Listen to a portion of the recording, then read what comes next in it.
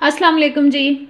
आज मैं बना रही हूँ आपके लिए सैलड विद सनशाइन सॉस।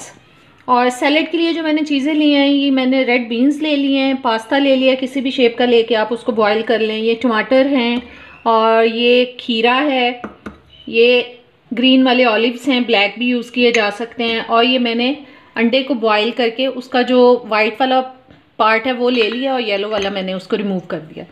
और ये एक बोल के अंदर मैं डाल रही हूँ जी सारी चीज़ें।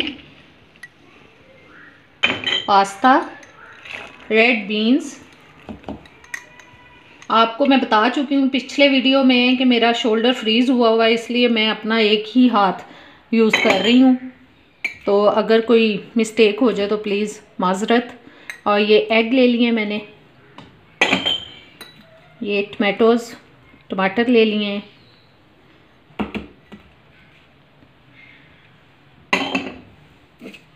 खीरा। ये सैलड जो हैं ये आप लोग यूज़ किया करें, ये सेहत के लिए बहुत ही फ़ायदेमंद होते हैं, बहुत ही अच्छे होते हैं, बंदे को ये हेल्दी रखते हैं। और ये तो सैलड की चीज़ें हो गई। और अब जो हम सॉस बनाएंगे उसकी चीज़ें मैं आपको बता देती हूँ जी। ये अब मैं सब चीज़ों के इसमें शेकर में डाल के इसको शेक कर लूँगी। सबसे पहले जा रहा है जी ऑलिव ऑयल, नमक, ये वाइट विनेगर, सफ़ेद वाला सिरका, थोड़ा सा पानी, काली मिर्च,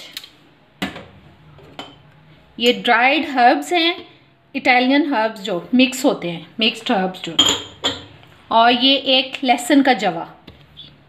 अब इन सब चीज़ों को हम अच्छी तरह से ब्लेंडर में इसमें डाल के मैं ब्लेंड कर रही हूँ जी। सॉस हमारी तैयार हो चुकी है। अब मैं इसको निकाल रही हूँ। इसको आप बना के किसी जार में रख भी सकते हैं और फिर इसको जब चाहे सैलेड के लिए यूज़ कर लें। अब इसको मैं सैलेड के अंदर डाल रही हूँ, सारा नहीं डाल रही, कुछ डाल रही हूँ। और इसको अच्छी तरह से हम मिक्स कर लेते हैं। ये बहुत ही मज़े का और हेल्दी सैलेड बना है। आप स्किप करना चाहें पास्ता को तो वो कर सकते हैं। अगर आप इसको डाइटिंग के लिए यूज़ करना चाहते हैं सैलेड को, तो ये बहुत ही हेल्दी सैलेड होगा अगर आप इसमें से पास्ता को स्किप कर दें तो। ये देखें जी, ये हमारा मज़ेदार सा सैलेड विद सनशाइन सॉस हो चुका है रेडी। अब इसको हम टेस्ट करके दिखाते हैं आपको।